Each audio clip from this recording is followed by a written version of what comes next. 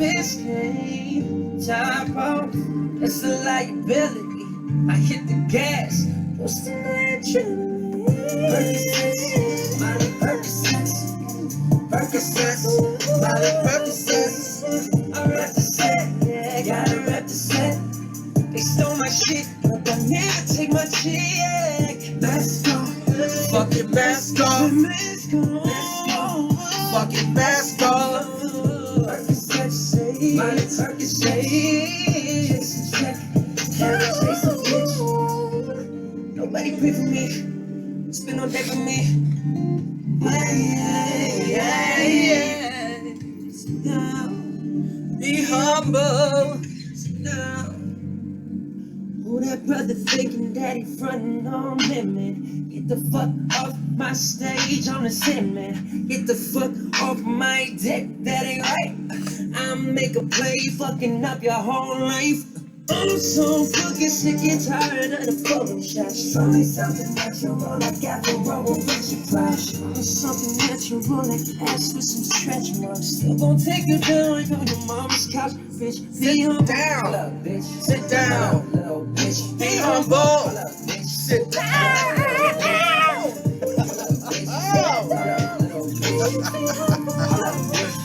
Hold up, little bitch. Honey Percocets, Percocets, honey Percocets. Chase a check, never chase a bitch. You stole my shit, but I'm still gonna represent. Hello, thanks for tuning in now and in the future. What's going on a happy Monday? Happy Manic Monday. It's just another Manic Monday. All right. Well, I'm coming to you today. I'm going to talk to you about narcissism again. Narcissists, specifically in the hoovering. It's probably going to be a shorter one. It's not going to be 2 and 3 hours. But nonetheless, I think it's a topic that is very, very important. It's crucial. And, excuse me. You know, a lot of my friends, I won't say too many, but I have quite a bit of friends from various walks of life, various backgrounds, that have shared with me that they have had to deal or are dealing with narcissistic individuals in their lives. And unfortunately, for quite a bit of them, it's people who are very close to them. Family members, maybe even spouses. Well, that's a family member, right? Family members, or some people have dated narcissists too, you know.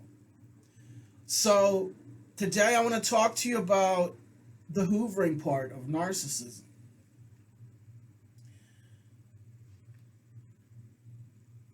Now, I don't know where you're at. I know that my friends that are going to be listening, you know, I can already see some of them in the astral realm shaking their heads and nodding their heads. Yes, yes, yes, yes, please. Let's talk about it. Let's talk about this, you know. But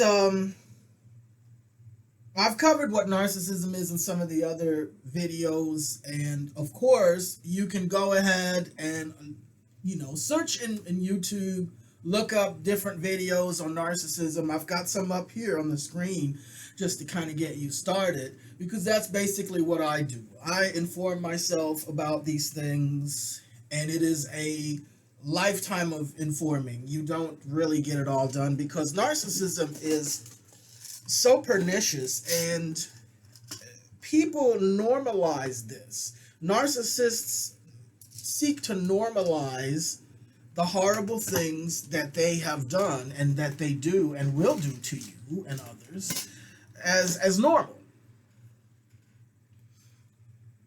And to them, they are seeking to be completely unself-aware. no kind of responsibility taking or accountability on their own self, on their own part. You're not going to have that when you're dealing with a narcissist. So let's talk about the hoovering. What is hoovering? Well, if you can imagine what a Hoover vacuum cleaner looks like.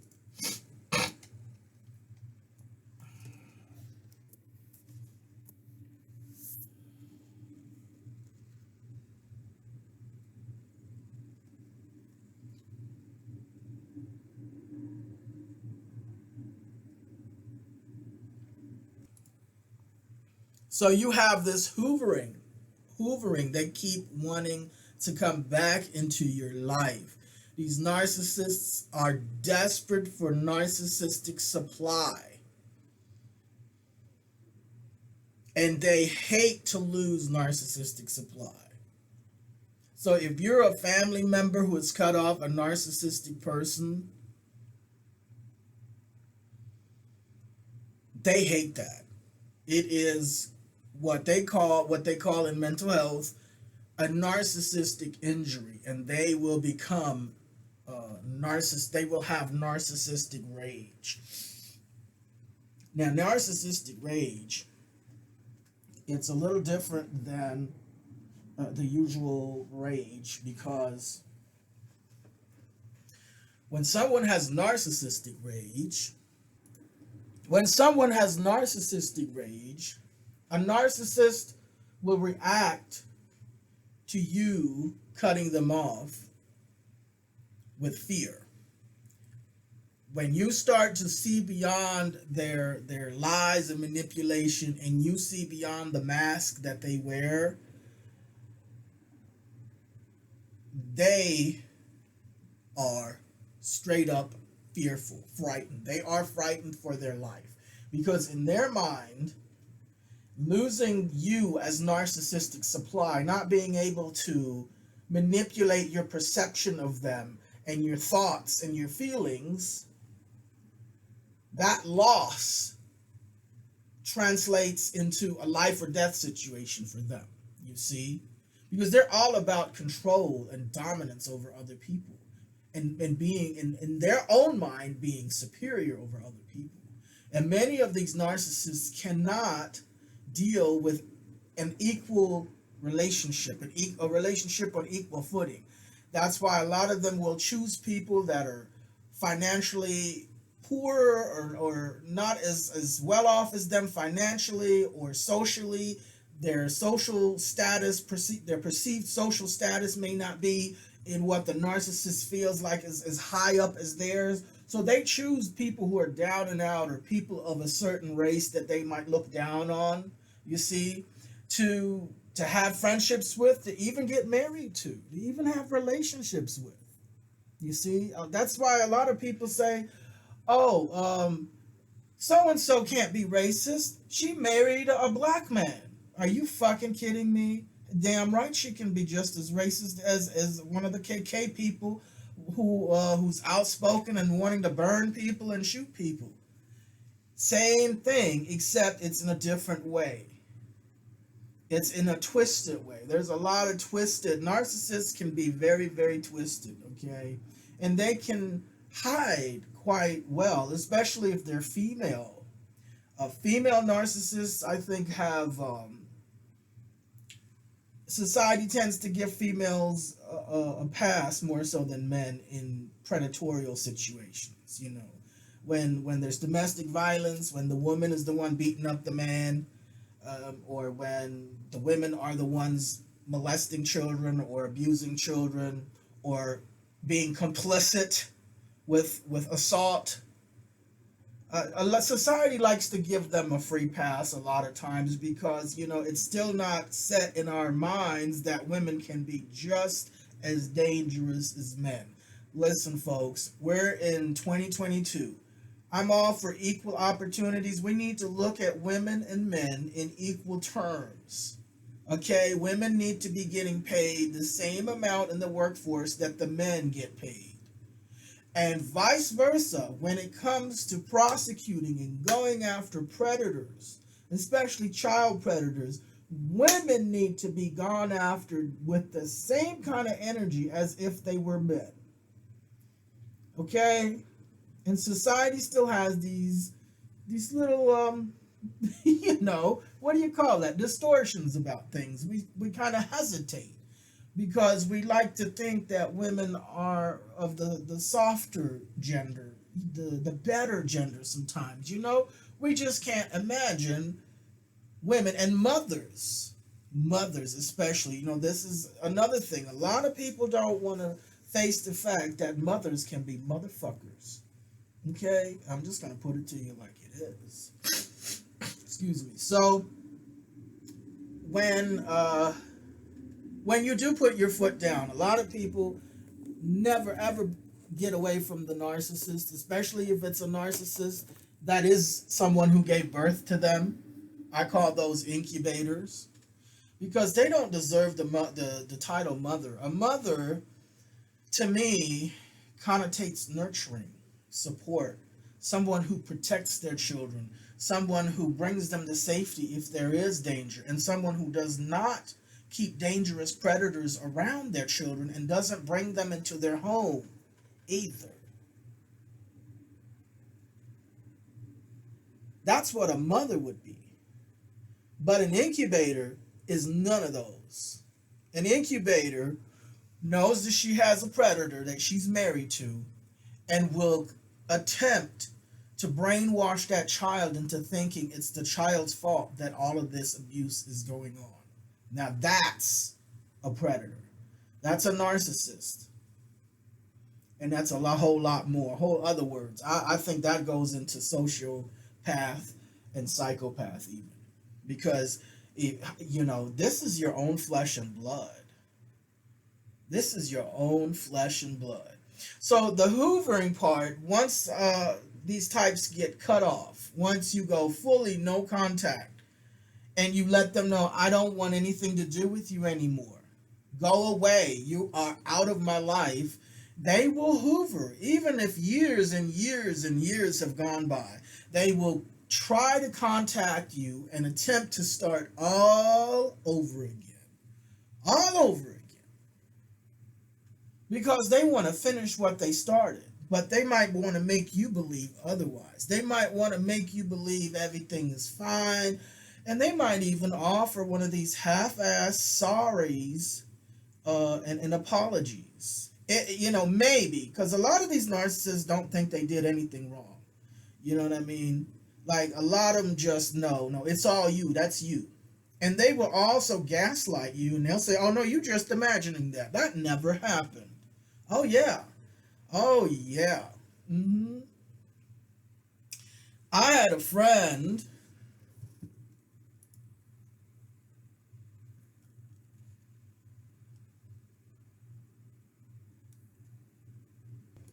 Okay, I forgot my train of thought. I'm talking and talking and talking, and I didn't even hit the record button. But as far as hoovering, what the narcissists, they run out of narcissistic supply, okay? And they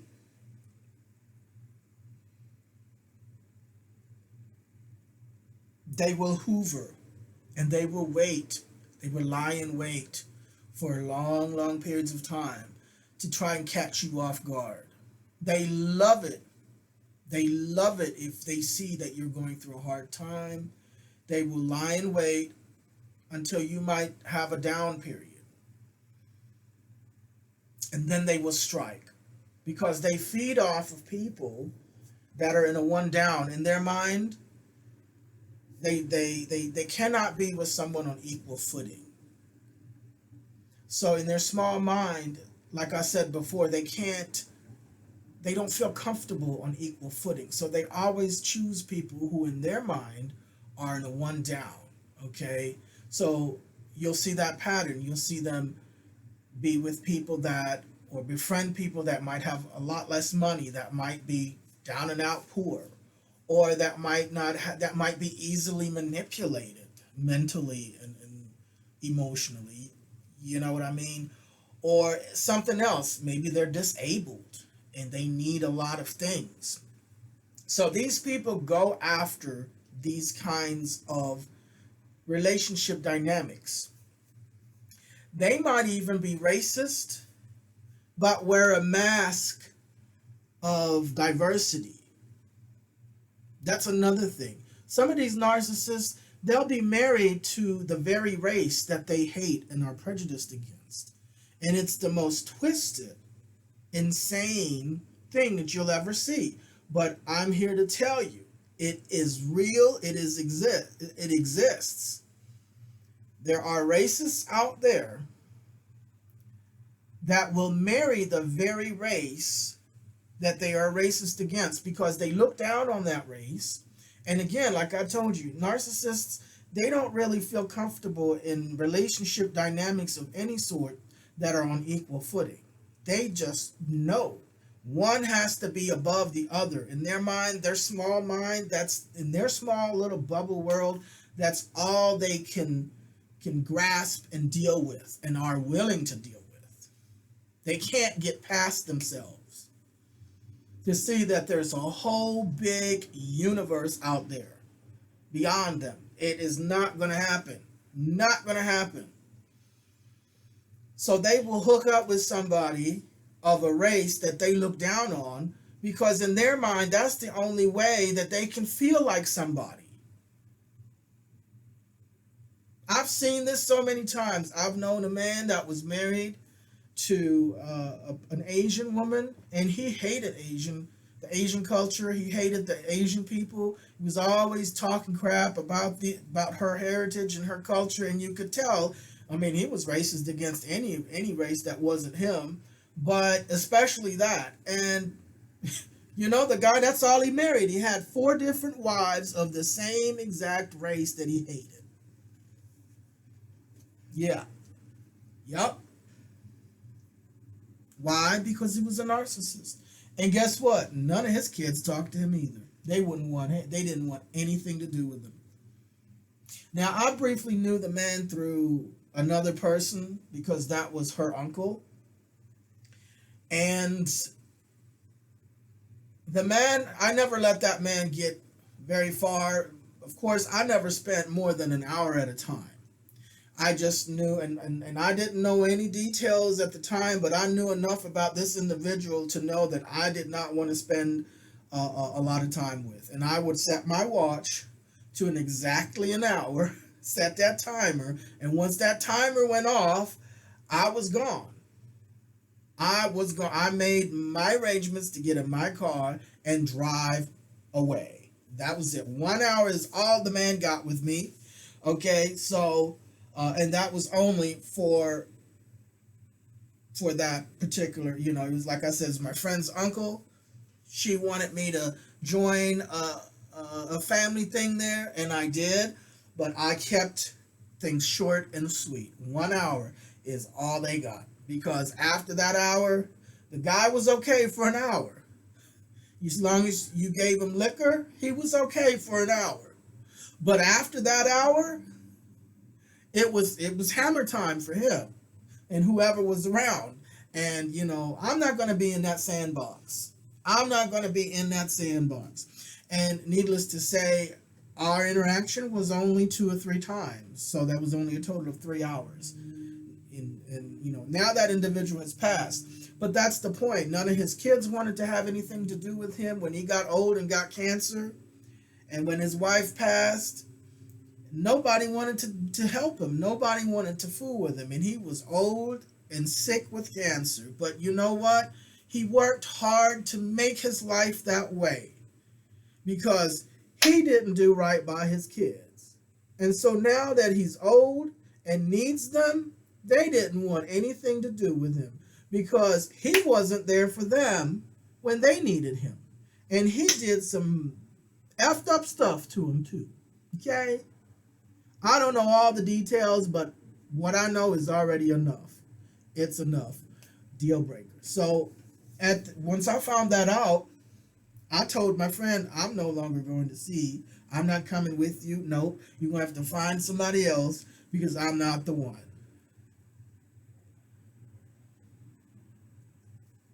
You know what I mean? I'm not the one. And you shouldn't be either.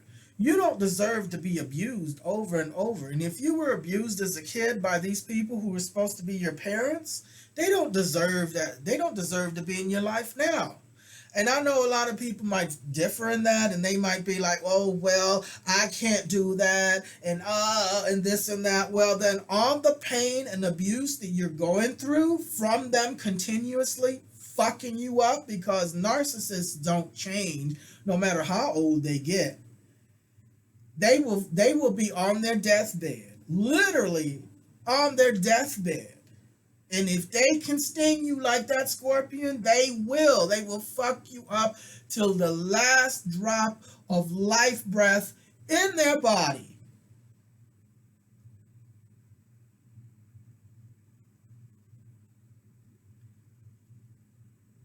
Listen to me and what I'm telling you, because I'm telling you the truth.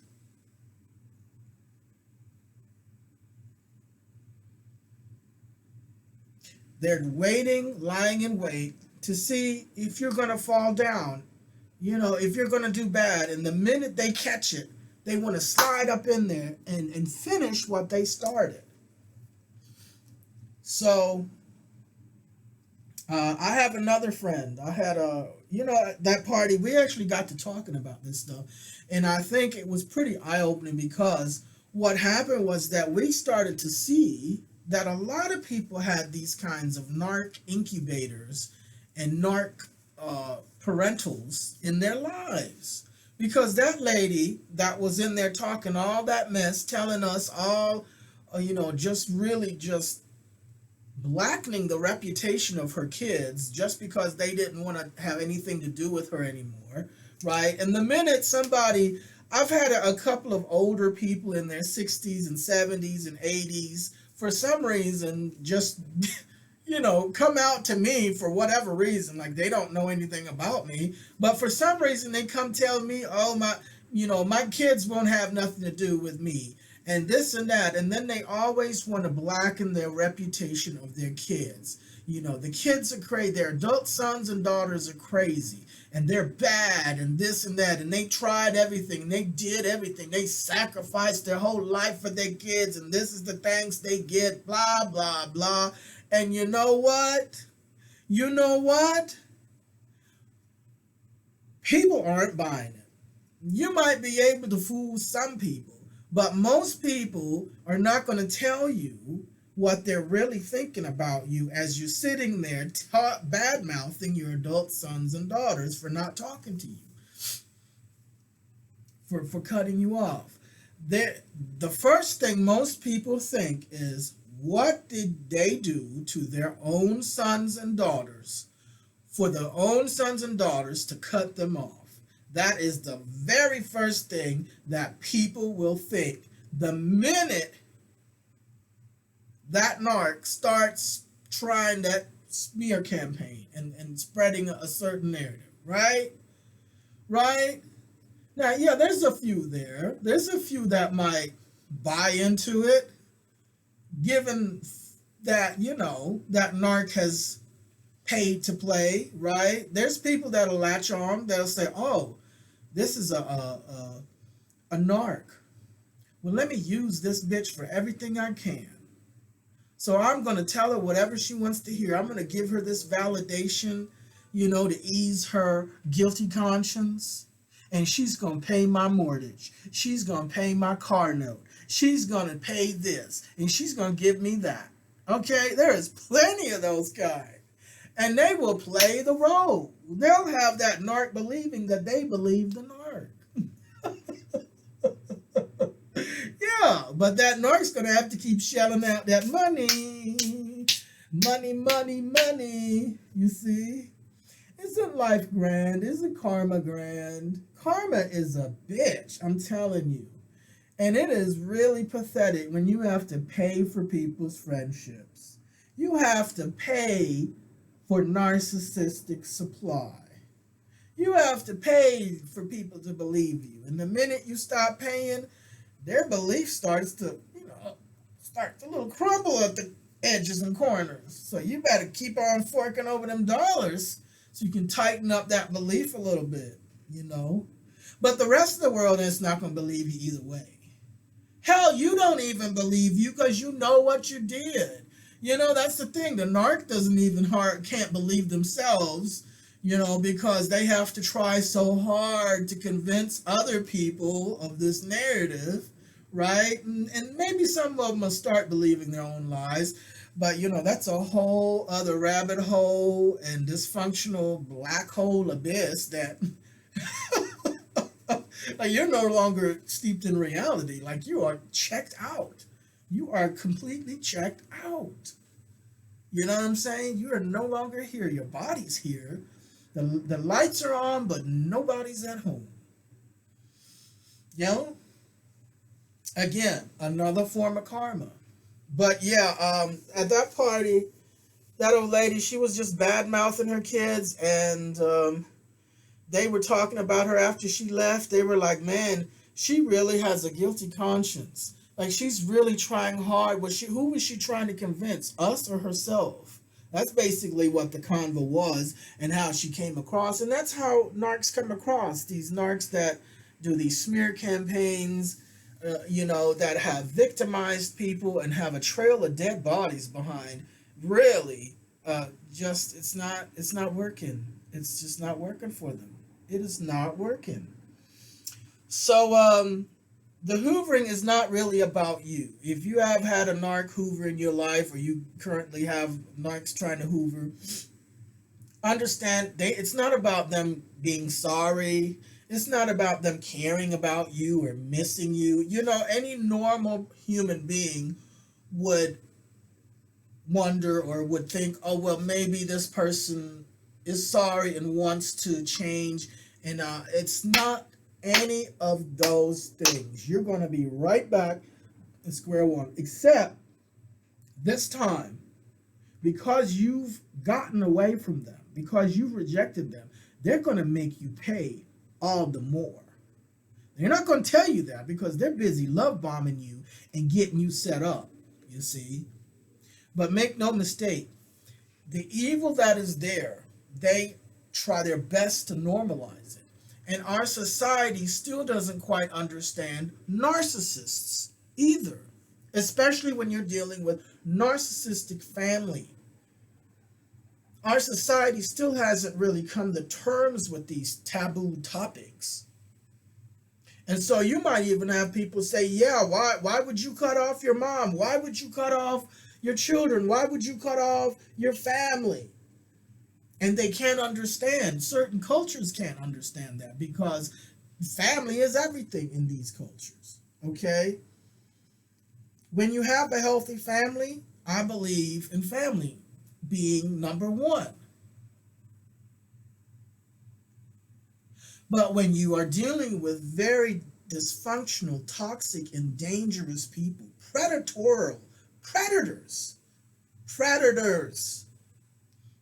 come in all shapes and sizes. They can even be genetically related to you. It is not uncommon, but we don't want to face that sometimes.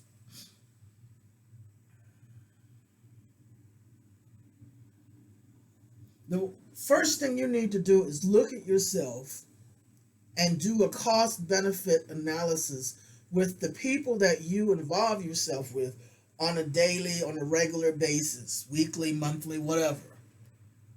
And this needs to be something that needs to be done on a regular basis.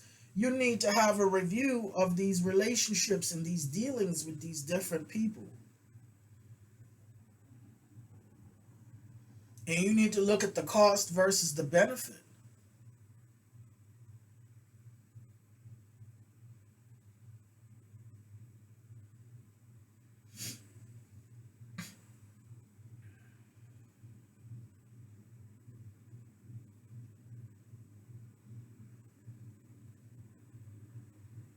That's what I did.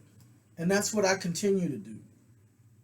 Now, I'm not the kind of person that will just let anybody in my life. I have learned throughout the years as I began to be more mature to be very, very selective in who I let into my personal space. And that is with anyone, including people who may be genetically related to me. I'm especially cautious with that because my background has been traumatic. I've experienced some trauma. And this is the thing. I've learned to not tolerate people just for the sake of friendship and family. That is not an excuse to tolerate abuse and harm. And people make mistakes, but when people refuse to change, when people refuse to see their part, when people refuse to take accountability, you cannot force them. The only thing you can do is change yourself. And you can either stay and continue to let that person do these things to you, or you can leave. That's what it boils down to. And you don't have to put up with anyone in your life that you don't want to. I know that, coming up, I was forced to have to deal with people and be around people that I didn't want to be around. People that were dangerous and abusive. I was forced because I was a child. I didn't have any other choice. There was nowhere else for me to go. But now that I'm an adult, I'll be damned if I'm going to have to sit somewhere with someone I don't want to. That I don't like, they don't like me, they don't respect me. I'm not going to do it. I don't care. I refuse it in any situation, be it personal or professional, because I deserve better. I have much better self-esteem than to sit here and be with someone we don't even like each other, and this is what we're going to be looking at in the holiday season here coming up. It's already Christmas holidays. Okay, they got the Christmas stuff already in the stores. Halloween, Thanksgiving, Christmas, New Year's. Halloween, Thanksgiving, Christmas, New Year's. 4 major big holidays coming up for the next 6 months. And I guarantee you, some people, maybe you listening, are going to have to sit somewhere with family that you don't even like, that don't like you, that you guys don't even respect each other, might not even can't stand each other, but you're going to have to sit around the Thanksgiving table and the Christmas table and do this family thing for the Instagram and Facebook pictures so people can see what a happy bunch you guys are, what a happy, wonderful, normal family you are. And you see everyone sitting around the Thanksgiving table with a big, juicy turkey, just smiling and hugging and singing Kumbaya. Kumbaya, my Lord. Kumbaya. Yeah. And as soon as that picture's done, it's done, over with. As soon as the holidays are over, you're not even trying to talk to this person for the rest of the year. Same thing with people sitting in church. Sitting in church every week, 5-6 times a week with these people you can't stand, that you're looking at waiting for them to slip so you can talk about them, and they're looking at you waiting for you to slip so they can talk about you and your business and gossip and get their jollies off, or they're looking to see whatever they can get on you so they can get brownie points with the big honcho and the big kahuna of the church, and maybe even rise up in status at your expense and other people's expense. Which, by the way, let me tell you a story. This is another narky sucker. But I have to say, he's a buffoon. We call him Chewbacca. I can't pronounce his real name. Sibuka, Kukubuku, Kukabara, I don't know. Cbauk, C-B-A-U-K, something, I don't know. I don't know why this guy named himself this unpronounceable crazy name, okay? Because he ended up going by Charlie Everybody. It's like, why didn't he just call him? Why didn't he just name himself Charlie? Why name himself this crazy, unpronounceable name when you're gonna go as Charlie anyway? Okay. So we just call him Chewbacca, okay? Because I can't pronounce his name. It's some kind of made up name. It's not any kind of ethnic or heritage. It's just a made up name. I think he was probably drunk or on some drugs, and he made the unfortunate decision to name all his kids these strange made up ass names too. Okay, so all his kids are using 3-letter versions, shortened versions of the made up names, to make life easier, Anyway, Chewbacca is what we call him. Chewbacca, he was a Jehovah's Witness, and Chewbacca, well, he still is. Chewbacca, he was known in all of the congregations in the city that I once upon lived in. I had moved to America, and we lived in a city down south. And he was a Jehovah's Witness elder, and during my time as a kid, unfortunately, I was a Jehovah's Witness kid for about 11 years, I think. So, it is what it is. But this particular elder here, elder is like pastor or reverend, right, for the Jehovah's. So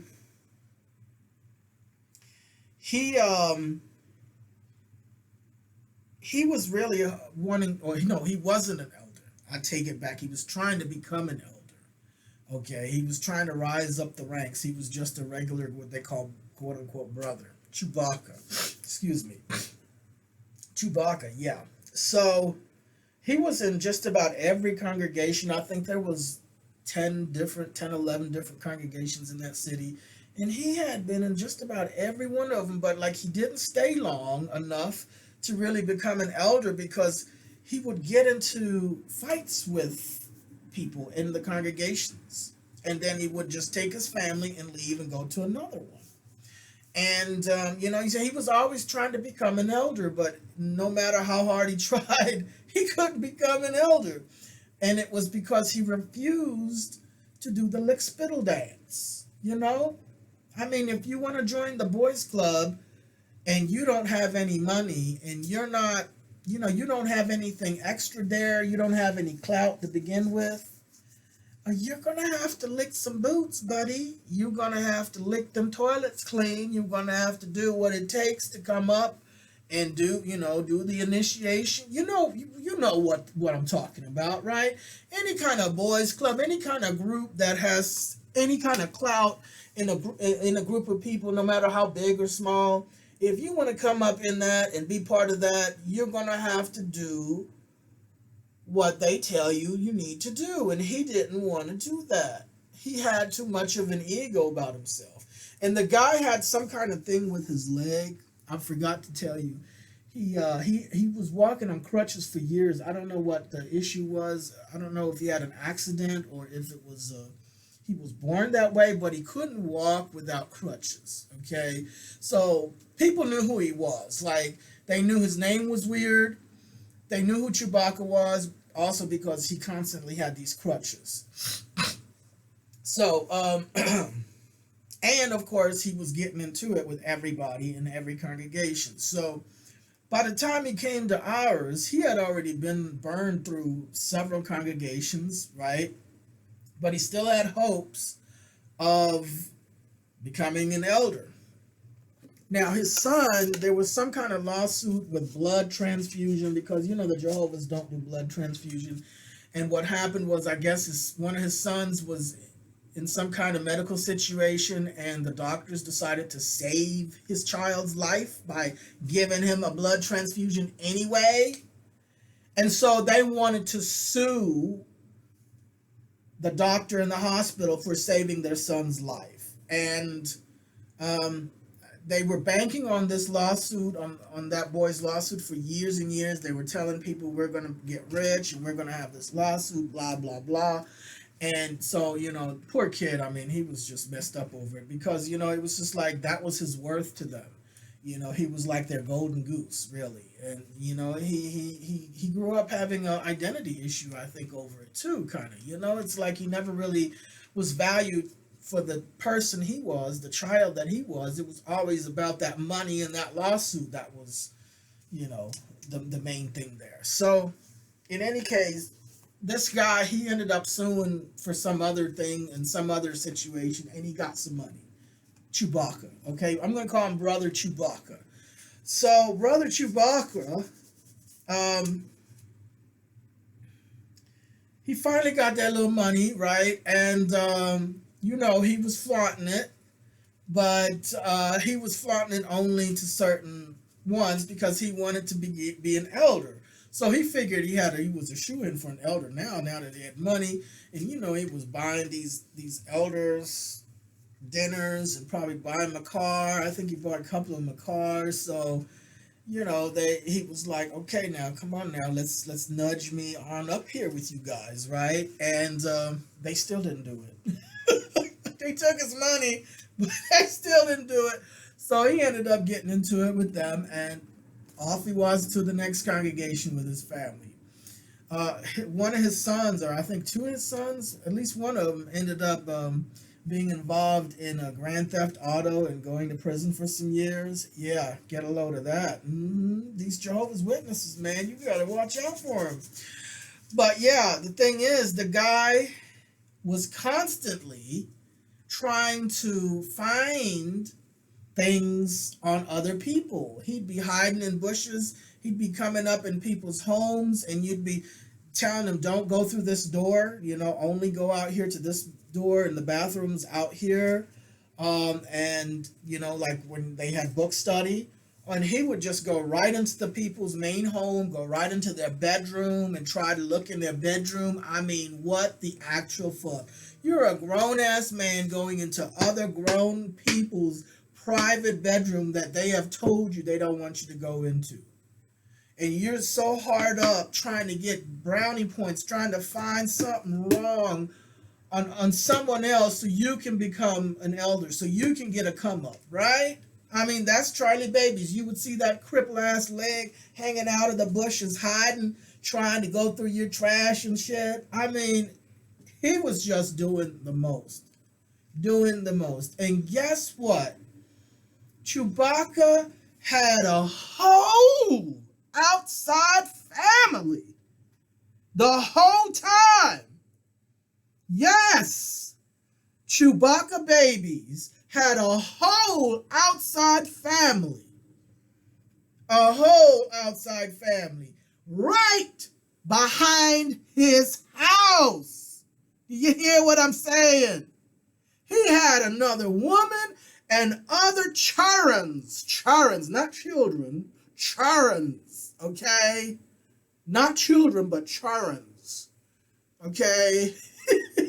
He had a hell of a, I think he had like 3 or 4 kids with his Jehovah wife, and he had 3 or 4 kids right behind his house with the other lady too. The whole time, all these years, he had a whole outside family.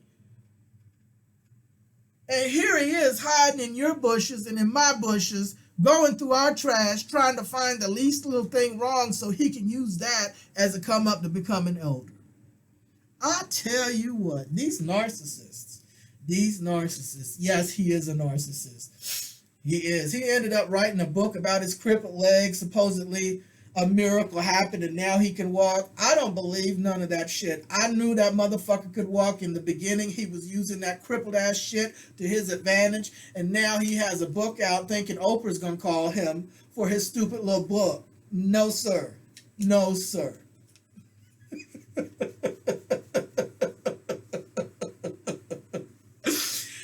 But yeah.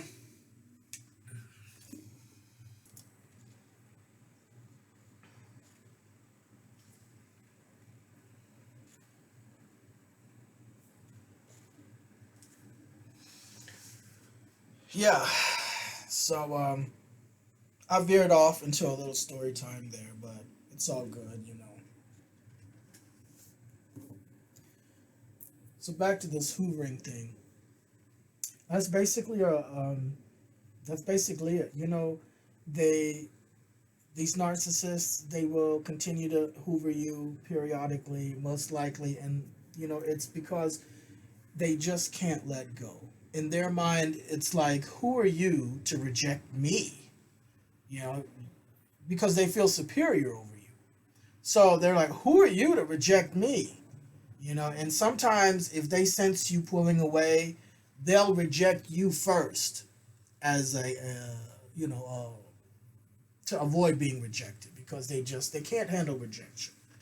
They can't. In their mind, they're so entitled and so superior. How that just would never happen, that you would reject them, that you would cut them off. So the hoovering is really a dangerous part of their attempt to continue the abuse and worse. That's basically it. So for those of you listening who have done steps to set boundaries, who've gone no contact or low contact, some people choose to go low contact because the narcissism is different degrees of extreme. Some people have narcissistic toxic parents or whatever the case, and they may not have physically or sexually ever abused them, but the abuse was mental and emotional. So they decide to have very, very low contact with those particular individuals, keep them at arm's distance. And then there's individuals who have gone through very extreme things, physical violence and sexual abuse, and along with the emotional, mental, and spiritual abuse. So then those measures call for completely cutting them off. But either way, these narcissists refuse to accept their role and what they've done, and they will continue to try to manipulate you and hoover you for the rest of their lives. So, some people have told me that their narc folks don't bother them. Like, once they left, like, they didn't care. And I said, you know what? I know that might feel a little harsh, because as a human being, we have feelings, and, we don't want to do these things. We want to connect with each other and bond and love each other. But when you have people who are sick, that is not going to happen. And you're going to have to make a choice for your own well-being, because it's not going to stop. It is, it's like a crack addiction. They are addicted to inflicting pain onto you and feeding off of your pain so that they can feel better, because they are unable to validate themselves. So they have to do it at someone else's expense. And when they run out of narcissistic supply, because as you get older, sometimes people die, your friends die, or people might catch on to that narcissist, and they don't want to fool with that narcissist anymore, right? So it's kind of hard to get that narcissistic supply like they used to when they were younger, you see. And so they're going to try to return to those old sources of narcissistic supply that they knew from long ago, no matter how long ago they were cut off from those sources, you see. And you have to keep drying that sucker out. You have to dry it out like a desert. Don't give that sucker any kind of energy. You have to be detached and indifferent, because they still want that energy. And if they can't get the positive narcissistic supply from you, they'll take the negative. They can't get your love and admiration, they'll gladly take your hate and disgust. They'll take that, because it's still energy that they're getting, you see. They need your energy. They feed off of stealing and riding off of your energy. So this is what I'm telling you. Not only do you do the physical cutting off, but you also work that mental, emotional, and spiritual cutting off, you see.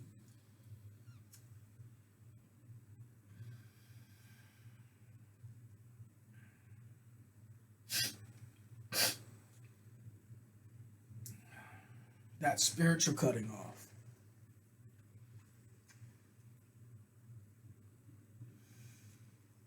That emotional and energetic cutting off, you see. You cut them off energetically as well.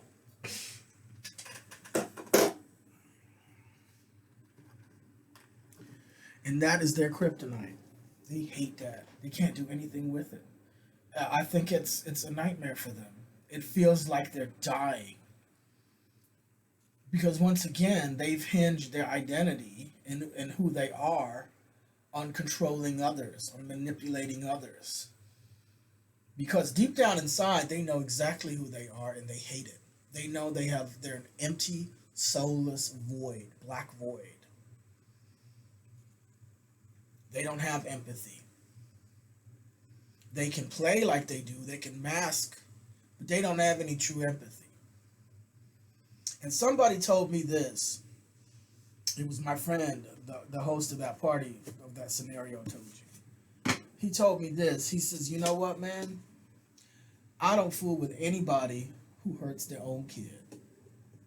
Anybody that goes around talking bad about their adult sons or daughters, I don't fool with them. I don't trust them. And you know what? I'm in total agreement with that. I don't trust anybody who hurts their own flesh and blood. How can you? If they're willing to do whatever to their own flesh and blood, an innocent kid, what won't they do to you? Now, look, they may have always been nice to you, and you may get on well with that person. You may not be able to imagine them doing anything bad. But bitch, you don't know that person. You only know what that person lets you know. Come on now, let's get real. Let's get real.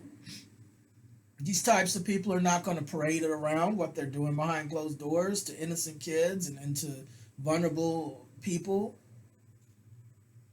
And if people abuse their kids, I'm going to tell you something. I damn sure wouldn't trust them with my old sickly parents.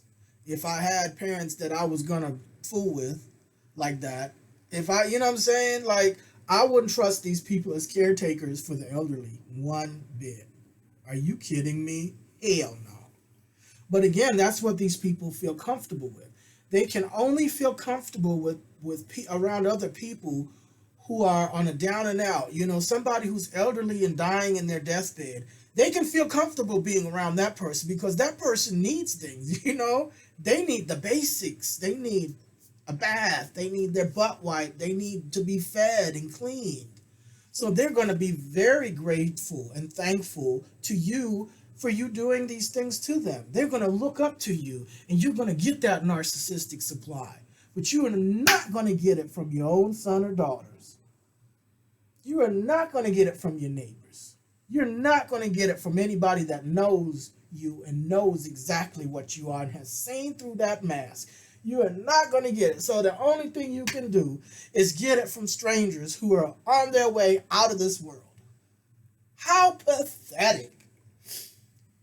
How pathetic. Look, there's a difference between being a caretaker, a nurse, somebody who's genuinely taking care of elderly people, and someone who is taking care of elderly people and using that external veneer of being a caretaker to really just satisfy their desperate need for narcissistic supply that they can no longer get from anyone else in their life.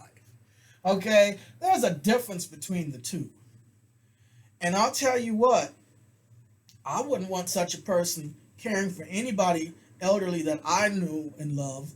I wouldn't want them caring for my dogs or cats. I wouldn't want them caring for my worst enemy. Okay, because I know my worst enemy is going to be done in. So, yeah. Hoovering narcissists. Keep your eye out for those hoovering narcissists. Don't fool with them. Understand what it is that they're doing and why. Don't fool yourself. Don't let yourself get swayed in this romanticized, idealized thought pattern of maybe this person has changed, maybe this person is sorry, maybe things will be better, maybe things will be different. Listen, you've been around this so many times. How much more is it going to take until you realize This needs to be a permanent cut off, permanently cut off. These people will never let go of you, especially if they're related to you, if they're responsible for your birth. In their mind, you're a property. You're their property. How dare you? How dare you not talk to them? You're their property. You're not your own person. You are a possession of theirs. And once they get you back, you're going to pay for it. They are out on a mission to make you pay for cutting them off and for exposing them. Make no bones about it. And they will not stop. They'll be on their last breath and still trying to get you and get you back.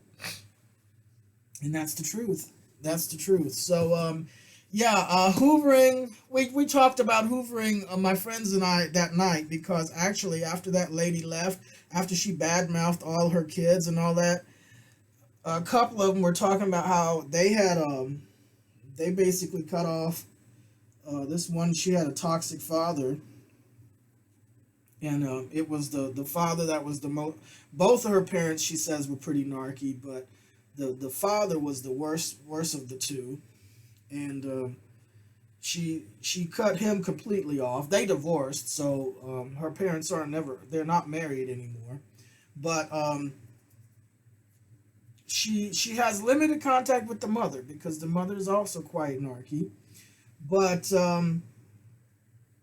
the father keeps trying to hoover now that he's 72, 73. You know, he's older, and he's doing this sob story. Oh, he's old and sick, and how come his daughter won't come see him, his only daughter, and you know, it's like he had amnesia all these years and all that shit he was doing to her. And you know, it's too bad for him. Now he's old and sick. You know, his ex-wife don't want to be bothered with him. He don't really have anyone. He's just old, sick, bitter man. And it's like these people never even thought about this when they were younger. You know, that you might need this kid, and when you get old and sick, some years from now, that you might need this person. No, they don't never think about that. They think that's a guarantee. They think, oh, well, this kid's never going to leave me. This kid's always going to do what I want because I'm the parent and I brainwashed this kid since they were an infant, so they're never going to see through me. They're never going to see that I'm just a narc and cut me off when they get older. No. Oh. Well, you know, that's what happens. But yeah, I think I'm about done talking to you about hoovering today and narcissists and stuff. It was an interesting experience, but yeah. Hoovering narcissists, they won't let go. They have smear campaigns, even you know, even when they are love bombing you behind your back, they will be smearing you and they will put forth bad narratives. If you let them into your friend circle, they will turn your friends against you and they will work a long time. It might not be abrupt. It might not even be, it will be a very subtle process where they will have your friends thinking one way of you and they will shape and manipulate your friend's perception to try to make sure that you don't have anyone but them, but the narcissist, you see. Anytime you have a significant other, you know, if it's a narc parent, they're very, very known for ruining and disrupting their adult sons and daughters' relationships. Yeah, because once again, they want all the attention and control. They don't want any competition in their mind. If their adult son or daughter has a spouse, that's competition, you see. So they will do everything they can to disrupt that, to ruin that, to break it off. And they'll try to get into your significant other's head and twist and shape and distort whatever they can. It's really, really a sick and evil process. These people are sick and evil. So, I think I've covered everything. So, you know, what can you do with hoovering narcissists? Again, detach, indifferent. And this is an ongoing, lifelong thing. This isn't just 5 minutes, 10 minutes, and boom, you're done. Like, you're going to need to do this on a daily basis, on a regular basis. Detach, be indifferent, set your boundaries. The Chinese have something called mind fist. Harden your boundaries up towards them. There's all kinds of things you can do. I recommend Boundaries by Charles M. Whitfield. I also recommend Mind Penetration by Dr. Haha Lung, Lung. Also, Mind Control, same author. Also, Chinese Mind Fist, again, same author. These are excellent books that will open you up to understanding the mind manipulations that these types of people, narcissists, sociopaths, and predators do, and how to protect yourself from them, and how to fight if you need to fight. Sun Tzu's The Art of War, definitely amazing book that I recommend in this case. Let's see, I'm looking at my bookshelf here. Feeling Good, The Feeling Good Handbook by David M. Burns. Now, that is about CBT, cognitive behavior therapy, but a lot of these distortions, the 10 major distortions that are outlined in CBT and in that book specifically, are also the weapons of influence that sociopaths and predators and narcissists and psychopaths use on you to hurt you and to manipulate and control you. So there's that. Let's see. I have several more books here. I'm trying to think. Let me get up to my other closet here. Hold on just a minute.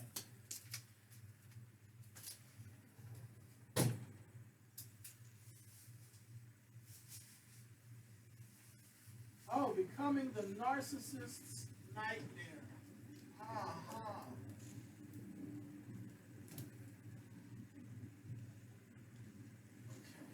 Ah.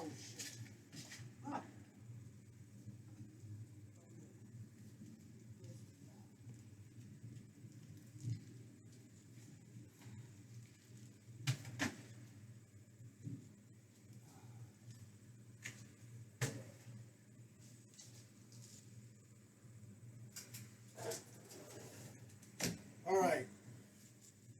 This is the other book, Becoming the Narcissist's Nightmare, How to Devalue and Discard the Narcissist While Supplying Yourself, by Shahida Arabi, Arabi. Number one bestseller in personality disorders, abuse, and sexual abuse. So I'm going to take this book out again and reread it. I think it's well worth going over. But it says here, outstanding, comprehensive, and thoughtful book for survivors. I will be sending my clients to read this book. Andrea Schneider, LCSW, author of Soul Vampires, Reclaiming Your Lifeblood After Narcissistic Abuse. In the back here of this book, it says about becoming the narcissist's nightmare. Although clinical research has been conducted on narcissism as a disorder, less is known about its effects on victims who are in toxic relationships with partners with narcissistic personality disorder, or involved in family relationships with a narc. Individuals with this disorder engage in chronic devaluation and manipulation of their partners and others, a psychological and emotional phenomenon known as narcissistic abuse. Unfortunately, the full extent of what narcissistic abuse entails is not taught in any psychology class or diagnostic manual. In this book, survivors will learn the red flags of narcissistic behavior and covert manipulation tactics, including subtle signs many survivors don't catch in the early stages of dating a narcissist. The motives behind narcissistic abuse and techniques to resist a narcissist's manipulation. Why abuse survivors usually stay with a narcissist long after incidents of abuse occur. So this is something you need to really check out. If you find yourself that you've been in that situation, or maybe you're thinking you're in such a situation, why do people stay with this? Okay? how our own brain chemistry locks us into an addiction with a narcissistic or toxic individual, be that a partner or family member, creating cravings for the constant chaos of the abuse cycle. Okay, remember I told you being involved with a person like this is a one-on-one cult. Cults come in all forms and sizes. They're not always religious organizations and big groups.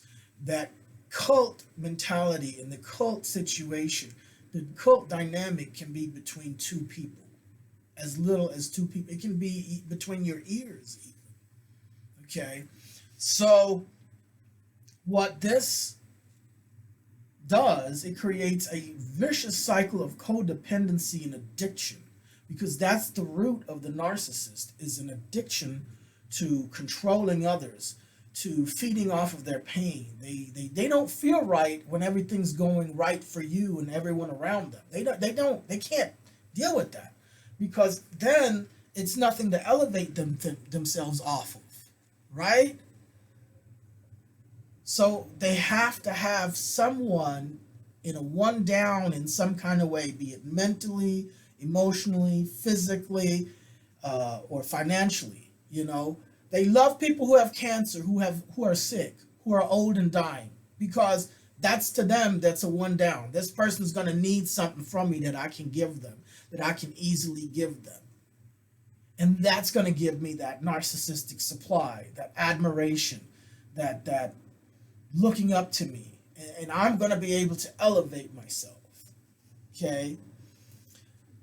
Also, it will help you to look at traditional and alternative methods to begin to detach and heal from the addiction that one may have to the narcissist, including 11 important steps all survivors must take on the road to healing. Methods to rewrite the narratives that abusers have written for us, so we can begin to connect with our authentic selves and purpose. How to rebuild an even more victorious and empowering life after abuse. Okay? So, even though this is, I think, she talks a lot about people who might end up dating or marrying narcissists, this can be applied to any situation, including if you have family that you have to deal with that are narcissistic. Okay, narcissists gaslight you into believing that your value and worth is not real, all while projecting their own sense of inferiority onto you. They will degrade, minimize, and ignore what you accomplish, now acting as if it means nothing to them and as if it is of little importance or value to the world. They will feed you falsehoods about your lack of competence and ability. Now, let me tell you something. I know someone who has had the unfortunate situation of having someone give birth to them who is a narcissist. And that is exactly what happened to this person. All throughout their life, they were told something was wrong with them, that they're incompetent. Those were the exact words. You're incompetent. And they were told, well, if I wasn't your mother, I wouldn't want anything to do with you. All their young life, all their life as a kid. You know, when kids don't want to clean up or do chores, no kid wants to clean up or do chores. They don't want to make their bed. They don't want to pick up their clothes after themselves, right?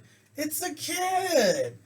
Well, instead of teaching the child in a healthy way to take care of chores and responsibility, narcs will use all kinds of abuse, horrible, cruel abuse, such as telling the kid, if I wasn't your mother, I wouldn't want anything to do with you, or you better go wash these dishes before I put you up for adoption and stick you in an orphanage. I'll get you locked up some kind of way. Or when you were gone, everything was peaceful here. We had a good time when you were gone. So, at some point, That kid, when that kid grew up, that kid said, all right, you get what you wished for all these years. Bye, bitch, tossed. And you know what?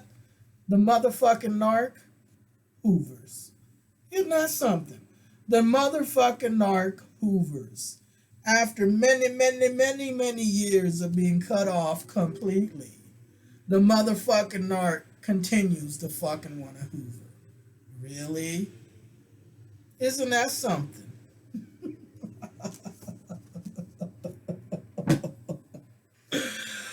Isn't that something?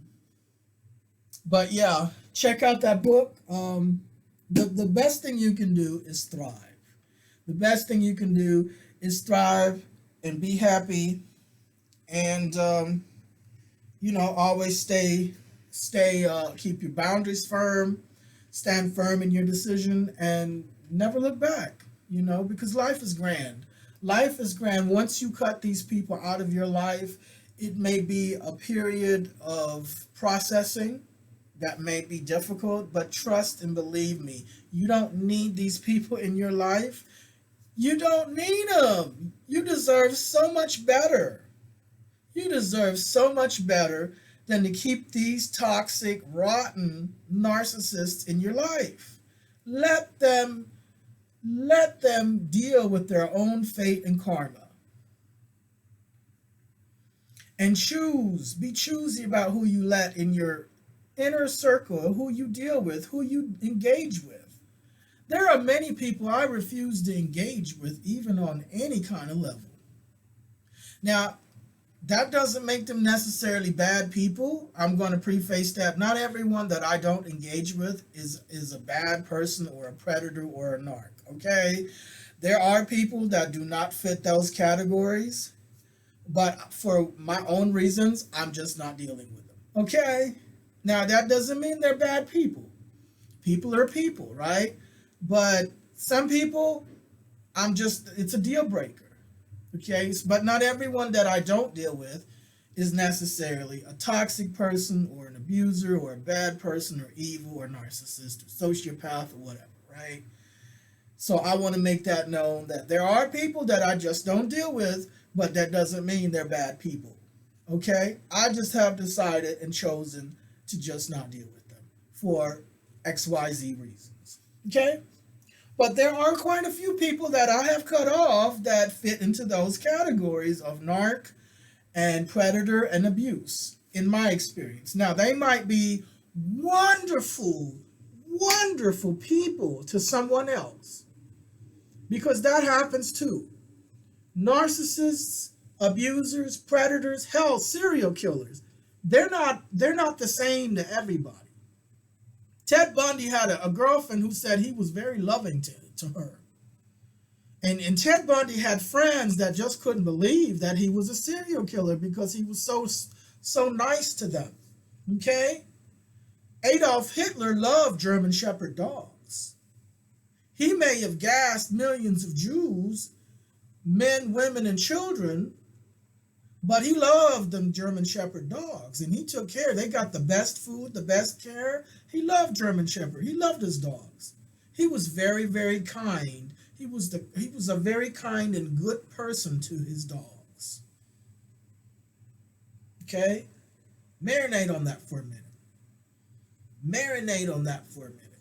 I've seen people who will tell their child that it's their fault that they're being beaten and molested. That the 8-year-old child, provoked the beating and the molestation. And then turn around and go to church and buy dinner for someone who's poor and who doesn't have any money. Or buy them some groceries, someone who's poor. Or they'll have a dog and they'll go out and take their dog to the dog groomer and let the dog get the fanciest dog grooming done, but never ever take their own kid to a dentist or for a health checkup. Years and years of neglect. Just leave their kid alone at home. Yeah, those kind of people exist. So this is what I'm telling you. Narcissists, they're not all wearing black trench coats and have devil horns. They look like you and me, and many of them can mimic very, very kind things. They have learned to mimic and fool you.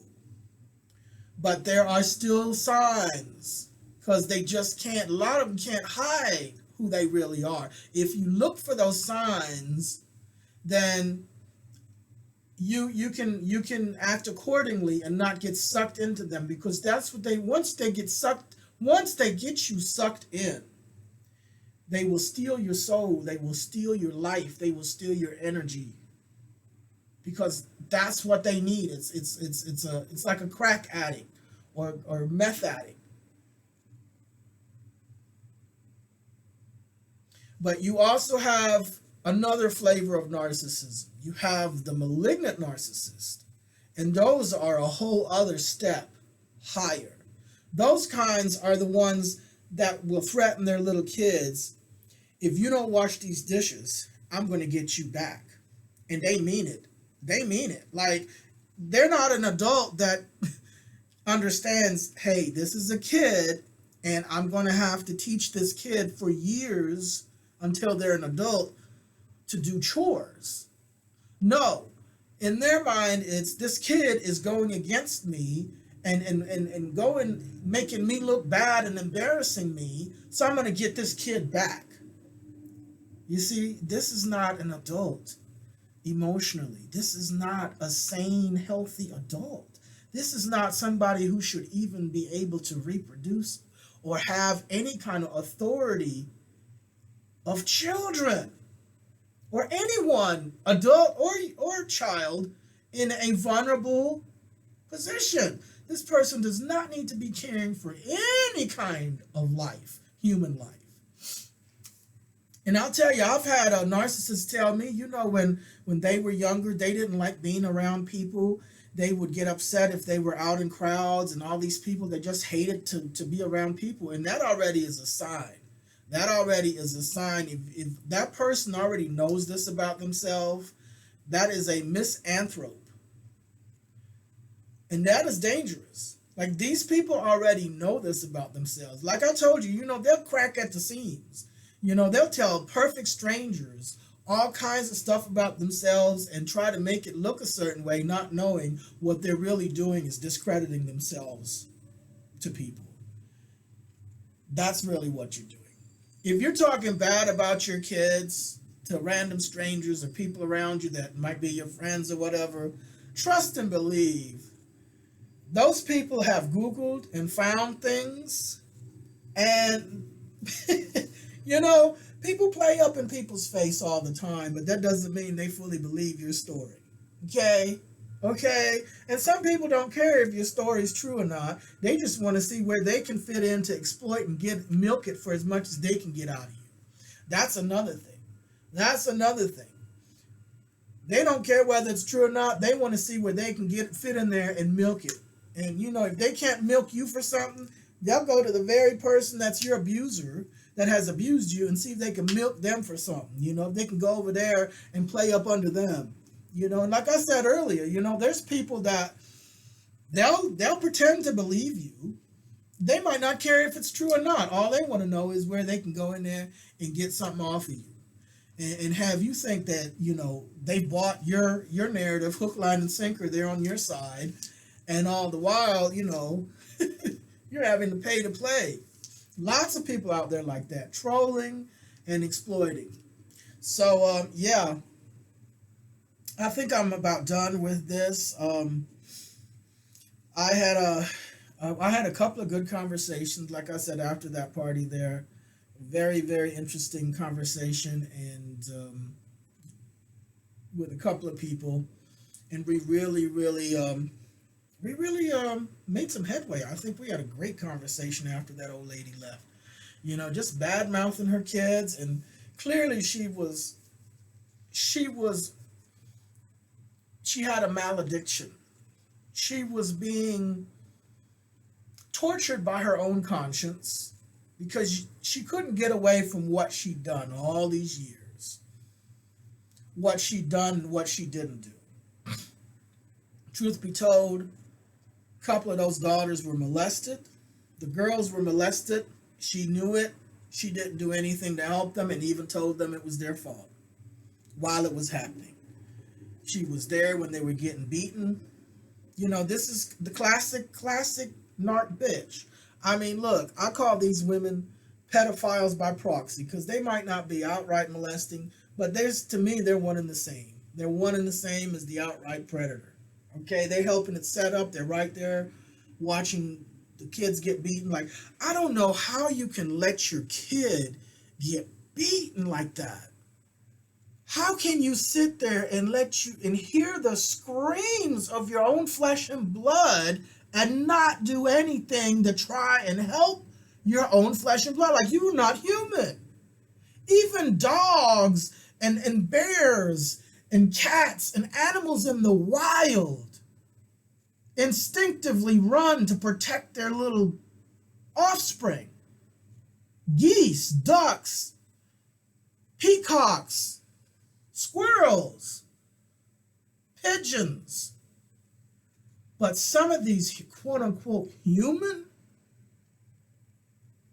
mothers and fathers, I just can't call that human. I don't know what that is. But you're a sick piece of shit. And people see through it. So yeah, the Hoovers. Only kind of Hoover I like is my carpet cleaner. That's the only kind of Hoover I deal with. Okay, all these other Hoovers, bitch, be gone.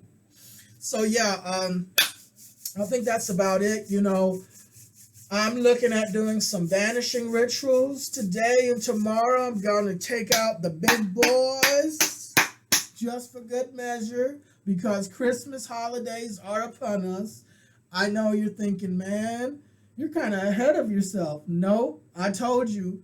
I saw those Christmas displays over at Target last week, and I'm like, oh, it's that time. It's that time for me to get back on my Christmas rituals that I do every year. Okay, and I have a whole set, and I do my banishings. I pull out the big ones. And those of you who know, you know what I'm talking about. You know, nobody comes near me that I don't want near me once those boys are out. Okay, trust and believe. You know, I have peace all the way through until the next year. So that's that. But yeah, you know, work on that codependency mentally. You can become codependent on another person, a place and thing, and really it's best to be free and clear. So, you know, we all have certain codependencies, whether it's food, drink, relationships, and it's always good to be self-aware and look at that and look where you can detach in a healthy way. Look where you might need some space. Look where you might need to untriangulate because these people are messy. They will triangulate all kinds of other people. They'll enlist the troops. They'll be two-faced. You know, I've had people pretend that they were supportive of me being transgender, and behind my back, it was a whole other story. A whole other story. And look, you know, like I said in another video before, sometimes I will pretend not to know, just to observe how far this person is going. And sometimes the very people that they're bad-mouthing me to have recorded these conversations and played them back to me. You know, it's like, look, man, I know you might have some trouble believing this, so I recorded it so you can hear it with your own ears. Yes. Yes. Yes. I have those recordings, by the way, to this day, to remind me of the truth. Yes, yes, yes. So yeah, look out for these things, and look out for these things within yourself too. Okay? Because everything outside is a projection of something inside of you. Now that doesn't mean you're causing it or making it, but the parallels and the correspondences, you energetically there might be some connections, and these are the things you want to look at and see which ones you want to snip and cut and cauterize, and which ones you might want to keep. All depends. You don't want to throw the whole baby out with the bathwater, proverbially saying, right? But at the same time, you don't want to play games. Okay? And as for me, I have zero tolerance because of all of what I went through and what I've been made this way. I've been forced to let go of things that meant a lot to me by the very people who were supposed to be on the same team, on board. We were all supposed to be going after the same goal. And I have been forced by these people to let go, to absolutely no longer care. And I've been forced like that with relationships too. Not many, but certain people that I was dealing with in a relationship dynamic actually was not very, very many at all. But again, you can make a person just totally fucking walk away from you and never want to have anything to do with you ever again. And no matter how hard you try, you will get nothing. They will pay you dust. And that is a cold, harsh feeling. Cold, harsh feeling. And I know it's embarrassing for some of these parents out here because, their neighbors and their friends and their church mates and their workmates that's their age are talking to them and sharing with them about their sons and daughters and their grandkids. And we went to this over here, and for Christmas, my son is coming over with his family. And for Thanksgiving, my daughter and her family are going to take us on a cruise. And my grandkids are doing this, and my daughter, she just got a promotion. And then these people don't have anything to add about their sons and daughters because their sons and daughters are not talking to them. They've been cut off. And so they have to work super hard to use these smear campaigns and push out these narratives, so that they don't look bad because they know they look bad. They know the neighbors must be talking about them behind their back, smiling in their face, but talk about them behind their back. Her own son and daughter's not even talking to her. What? Yeah, I hadn't talked to them in years, talking decades. What? What did she do? I don't know. She claims it's none of her fault. But you know how these things go. Yup, I know how these things go because, where there's smoke, there's fire. Yup.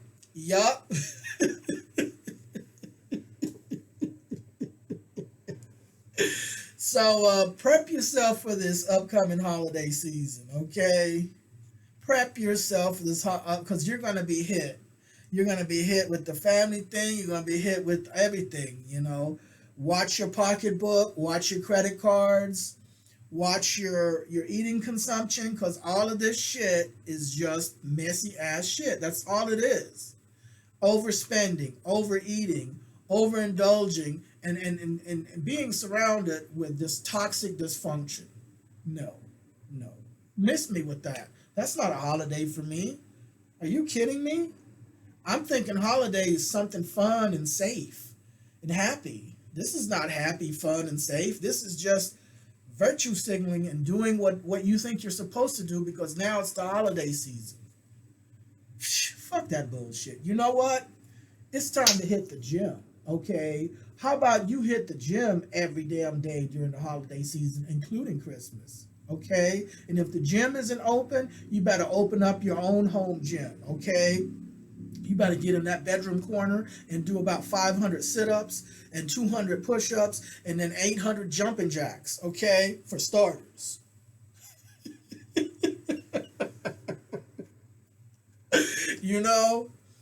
Fuck some damn Christmas and Thanksgiving. We can have that every year. How about this year we're going to have gymnasts and thanks gym giving, okay? I'm halfway joking, okay? But anyway, those are my plans for this Christmas. I'm not going to do much holiday celebrating this Christmas. Every year I usually do have something, and I last year I think I did a big thing where I sent gifts to just about all my friends and loved ones. Everyone got a gift. I don't know. This year I might just do a card and just call people, you know. And I want to say, listen, I'm not doing gifts this year. I know I might not be consistent with it, but you know, it doesn't mean I don't love you, don't care about you. I just, you know, this year is just I'm not into it. I'm into my workout right now. I have priorities. I'm going to be doing that mostly, but I'm not opposed to hanging out with some people. One of my besties, she's kind of miffed at me for not showing up on the Labor Day thing that she wanted to do, and she, you know, I told her I was gonna come over and all, but it was just too damn hot for me. I was just like, ooh, no. But you know, I'm not opposed to maybe hanging out at her party there, and I have a couple of other ones that have invited me over and things like that. So, you know, I might join in here and there, but I'm just not gonna go all out with it this year. I've kind of been Christmased out. I've just had so many Christmases and doing so much, you know, going different places where it's no longer like something I feel like I missed out on and need to catch up on. So that's good, you know. I'm Christmased out. I'm birthdayed out. It's good. I've had a lot of good things in life. You know, I've had a lot of pleasurable experiences. A lot of good people in my life. I'm in a good place right now in my life. I've been in a good place for a long time, ever since 2010. So, you know, I'm very thankful, and I hope you you know, get to have, if you're gonna celebrate it. Hope you have a safe and enjoyable holiday season. Stay away from the narcs. Keep your boundaries up. You know, discharge any kind of unnecessary mental or emotional energies that aren't conducive to health and well-being. Discharge them, process them properly, and then discharge them. That's all you can do, and that's the best thing you can do. Free up that energy so you can use it for other things in life that are more important to you, you know. And that's where we stand today. So thanks for tuning in now and in the future. I'm glad I did this. So I might do another. I might do another.